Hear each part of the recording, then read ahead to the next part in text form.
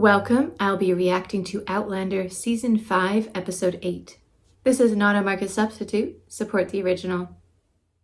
Fear not, it's not life or death. Just a bit of red pen. They're still not going to tell us. Perhaps you should just go then. Unless you have any last words for us before you leave. I wanted to see if you'd agree with me. Perhaps to consider what your own final words might be, given the chance. They shape our thoughts and deeds.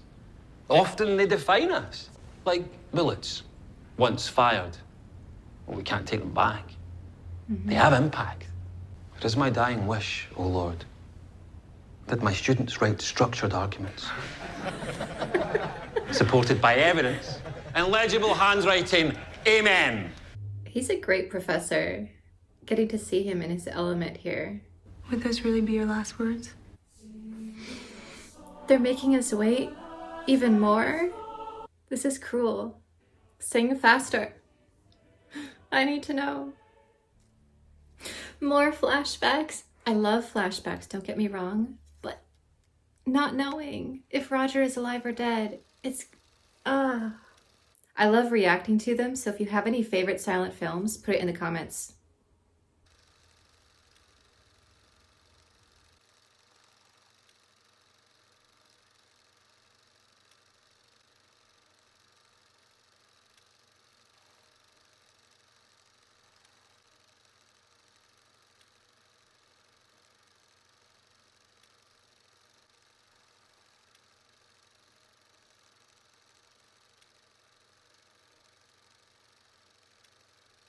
This is outstanding.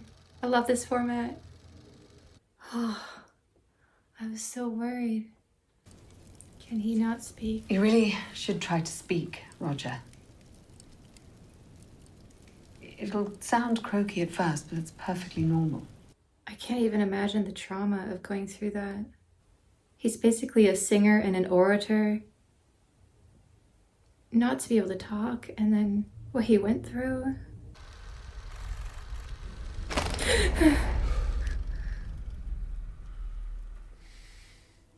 My roommate from MIT, Gail. I like She her. had this boyfriend who went to Vietnam. He was like a zombie. Just no life in his eyes at all. And we would call that war neurosis. Shell shock. Shell shock.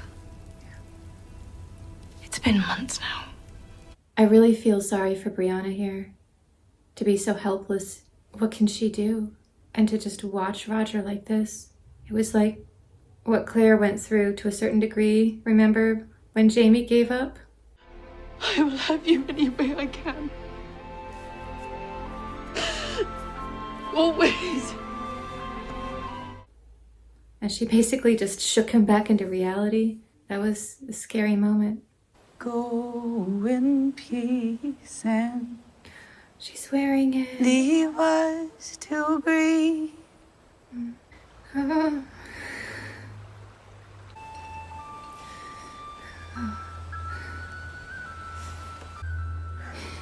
Stop crying, Jamie. You're making me cry.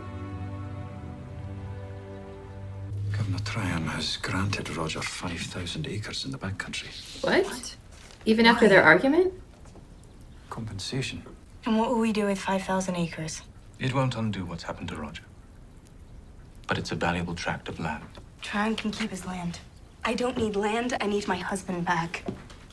Yeah, but maybe giving him something to do might help. Yeah, it's definitely getting PTSD triggers.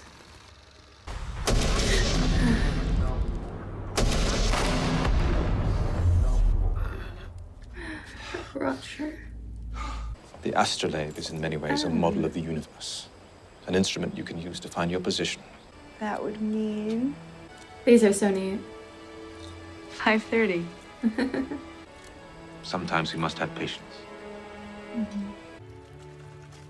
I love the everyday scenes like this. I wish they would do more of it. I mean, the drama is fun, but this is what I want to see. Oh, don't touch it, no!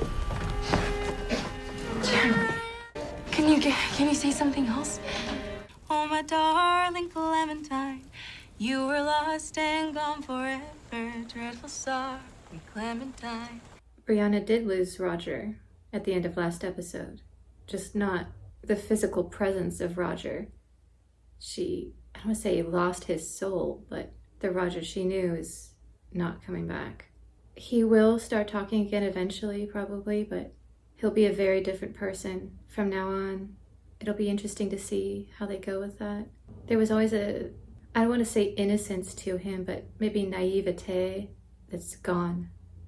Let's find Grandad. Find Grandad. Ah! 9, 10. Claire? Oh, a boar. Oh, that's bad. Thank you. That was close. What is it? It is Ian. I thought we'd never see you again. Something's wrong. What happened? Oh. What happened? I feel like he's trying to steel himself to do something. I don't know what. The hangman. It's going to come up again. She'll keep drawing it. Yeah. It was my mistake. No, it means the cards are working. What's this? Just a bit of harmless fun. They can be brutally honest if you know how to read them. Pendulums, you somewhat influence them a little bit, so they're not as accurate, but the cards, they say what they say. But I went through something awful too. Something dark and ugly, and believe me, all I wanted to do was to crawl into a hole and die. And sometimes I still do. But I didn't. She's right. I fought for us! She did. I need to know that you are not lost and gone forever. It was powerful. What is it? Ian, just tell them. We need to have it properly surveyed and registered. I'm not sure Roger is able to take on something like that just yet. Maybe we can send one of the men. Ian. Will you do this for your cousin? It'd be a great help to Roger and to us. He's going through a similar thing to Roger. At least he can still play. That's something.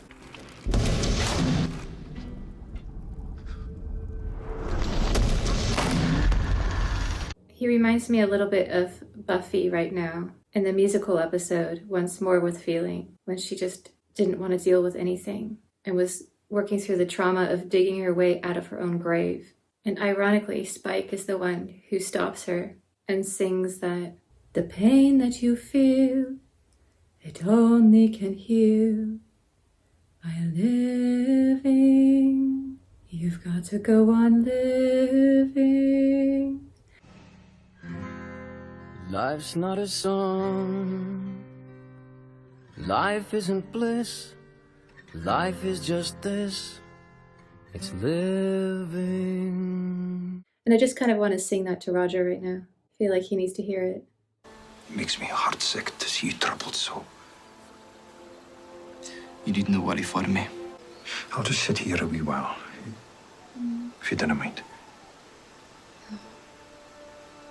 I didn't mind. You must miss your family. He does, but I don't think he means his actual family in I Scotland. do miss man, Johnny. Adjust our expectations. To bend and reshape ourselves. I love you. Yes. Small steps. But you need to bring more snacks, Roger. That's not enough snacks. I'll be going on like a half a day's hike and I'll bring enough snacks for like 3 days. Does anyone else do that? Just me? So beautiful. Have you prescribed anyone some water hemlock? No? Why? It's just there's some missing. There's only one root left. It's just so dangerous. I could have sworn we'd at least 4 or 5 pieces of the route left. Ian, what are you planning? It flies, but doesn't it sing? What a gorgeous tree. Yes.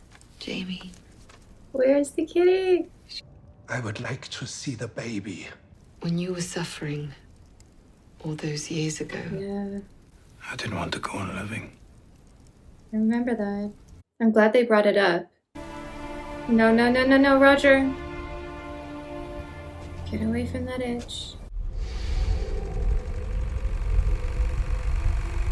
The pilot episode of Deep Space Nine, as I recall, they go to visit the prophets in the wormhole, and these alien beings are like, ugh, you live in linear time? You're not like us, we don't care. Until they met Benjamin Sisko, and he kept bringing them back to the moment of his wife's death over and over and over and over in his mind. And that's the moment that the aliens chose to accept humanity, because we may live within the linear flow of time, but we also don't. So you choose to exist here. It is not linear. No. We can stay in a moment over and over for years. And that's what's going on with Roger right now. This is in a bad way, but we can also do it in a good way too, with happy memories. And I think that that is something very special about being human that is often overlooked. We are not entirely defined by linear time. Is this going to be a symbolic letting go? I think it is. Good job, Roger. Oh no, did Ian take the herbs? Rollo, go find Ian. Yeah, I know he took them. No, Ian, no. Yes, thank you, Roger. What was her name? It doesn't matter now. Yes, it does. I only wanted the pain to end. You can be parted forever. Brianna. Part of me died that day. This is who I am now. I will always sing for you. I'm glad that we got an entire episode basically revolving around Roger and his recovery, because anything else would have felt rushed and unnatural. And the fact that they wove in Ian and whatever he's going through, not sure what exactly happened with him and the Mohawk, but the fact that those two were able to connect through their pain and to get through it, at least initially, together, to have hope for the future, I think was a really beautiful storytelling idea. And because I do care about both their characters, it was wonderful to see the two of them as the primary focus of an episode. It's mostly traditionally been Claire and Jamie, or Roger and Brianna, and to get another set of characters for an episode, I think is just outstanding, and I hope that they'll do that more in the future. I feel like this is an episode that I would go back to if I was feeling very depressed. I used to suffer acutely from depression when I was a teenager, and I thought about doing what both Roger and Ian were contemplating, and what ended up getting me out of it was a combination of some TV shows like this that kind of covered the issue, and then also an online friend of mine. Stargate SG-1 was on air at the time, and my favorite character was Master Braytak. She got me a signed photo from Tony Amendola that said, "Dream and live."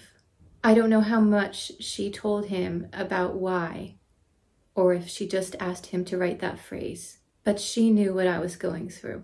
And getting that in the mail, like Brianna giving Roger that paper airplane, was just weirdly enough the tactile thing that I needed to get through it. So this particular episode hit pretty deeply for me, and I'm so glad that they put it in and went in depth as much as they did with what Roger was going through.